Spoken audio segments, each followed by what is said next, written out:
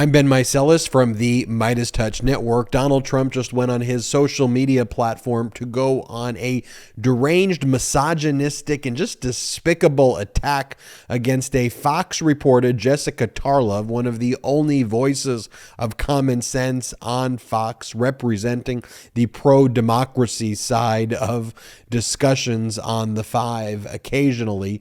She called Donald Trump out on the show when Jeanine Pirro, who was also on the panel, tried to blame Joe Biden for the deficit, and she explained, no.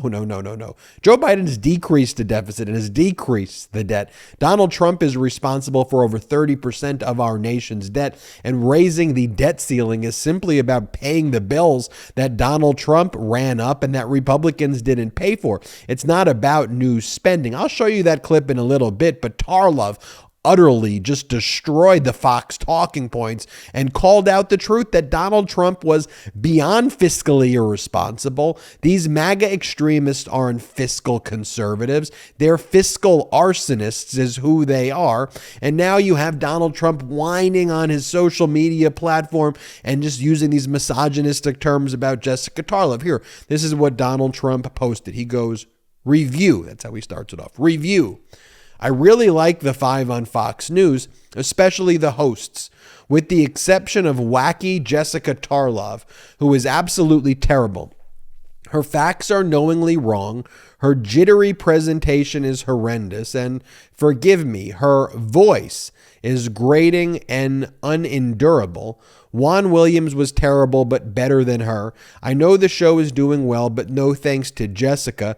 I find her impossible to take in large doses and put out this review because it is important to expose fake news and fake people. No, you are fake news. You are fake people. All of Fox is spreading fascist propaganda, and Jessica Tarlov talked the truth. So you want to tell all your QAnon cult followers that what she is saying is wrong and trying to tell them, oh, she's just spreading disinformation. No, you ran up the debt. You ran up the deficit when you did tax cuts for all of your billionaires and had no way to pay for it. And your other fiscally reprehensible arsonist style approach to the economy. The same way you went bankrupt 4, 5, 6, I don't know, every one of your companies went bankrupt when you were in private business, and you're still going bankrupt to this day. Here, just I want to show you all the clip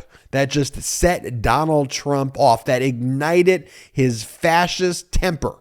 Here's the clip of Jessica Tarlov on the Five. Play the clip. So much in spending that you cause inflation and then look back and say this was all caused by the Trump tax cuts of 2017. That doesn't make any sense.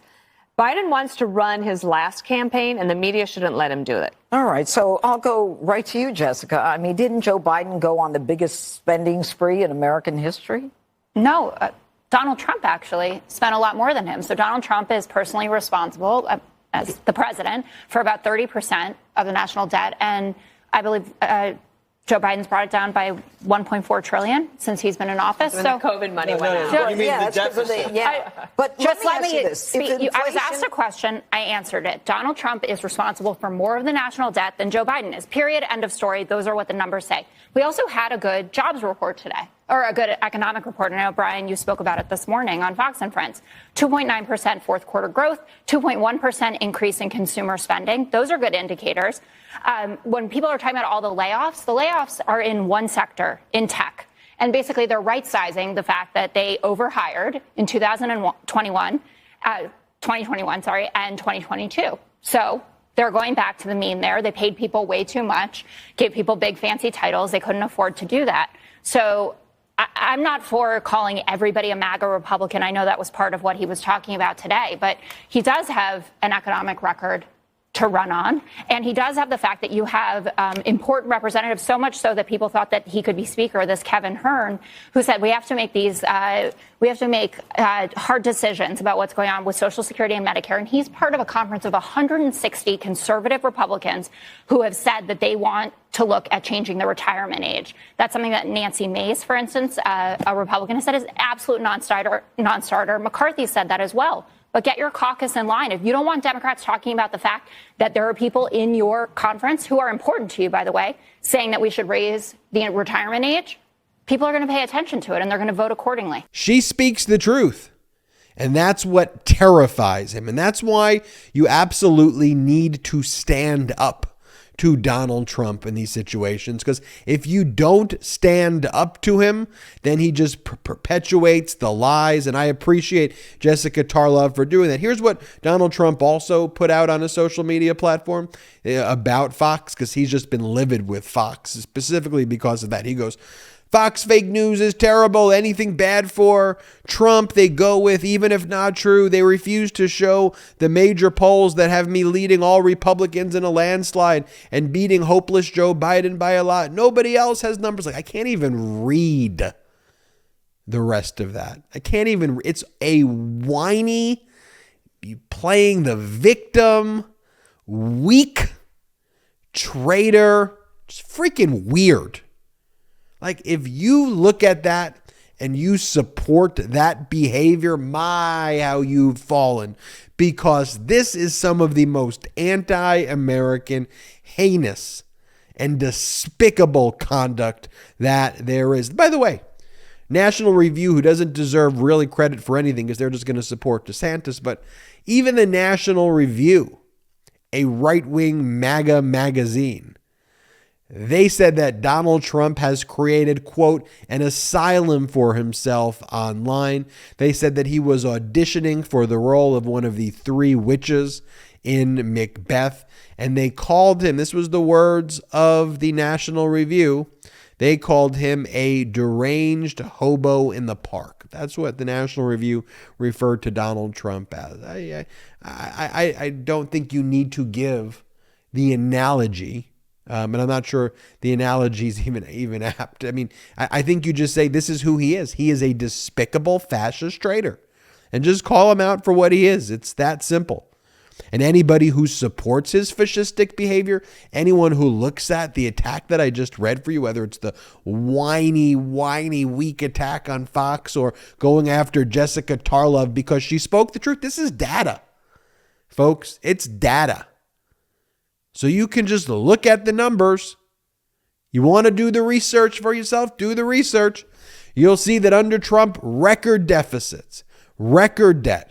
Under Biden, the opposite. Here, let me play for you this clip. I mean, it's somewhat unrelated to the Jessica Tarlov clip, but I think it's great. This is Congressmember Liu, Democrat. He calls him out too. This is all about Republican hypocrisy right here. He goes, aren't the Republicans saying governments should be run like a business? Well, Biden's run the government like a business. He made $4 billion lowering gas prices. We should do more of that. Republicans. Oh, government should not be involved in business. Government shouldn't be involved in making a profit. There's nothing consistent coming out of what these MAGA Republicans say, except the consistent fact pattern of them wanting you to suffer so they could increase their power to control you. Because when it comes to prescription drug prices and healthcare and education and calling out election denialism and when calling out and condemning insurrectionists, when it comes to some common sense things, when it comes to life or death, the Republicans are always on the side of your death as they laugh and they fist bump each other and have their caviar, whatever the hell they're doing, their QAnon caviar. Despicable. And then he refilled it at the lower amount. The U.S. made $4 billion on Joe Biden's action. Republicans always want to say, well, let's run government like a business. Joe Biden did exactly that when he lowered your gas prices and then made a $4 billion profit for the United States of America. The government should not be in business. The government's here to serve the people, to meet the constitutional responsibilities enumerated in the Constitution of the United States. And I don't see that the government is a business that should make a net profit on anything. It's not what taxpayer dollars go to purchase something for a strategic asset for emergencies. Not to be traded as a commodity so that the government can make a profit. I guess y'all want it to make a profit so you can keep spending money. I'm Ben Meiselas from the MeidasTouch Network. Hit the subscribe button. Appreciate you. We're on our way to 1 million subscribers. Hit subscribe. In addition, check us out at patreon.com/MeidasTouch. patreon.com/MeidasTouch. You'll love the content we have on Patreon. But most importantly, help grow this independent media platform. I'm Ben Meiselas from the MeidasTouch Network. Until next time, thank you so much. Hit subscribe. At MeidasTouch, we are unapologetically pro-democracy, and we demand justice and accountability. That's why we're spreading our message to Convict 45. That's right, gear up right now with your Convict 45 tees and pins at store.MeidasTouch.com. That's store.MeidasTouch.com.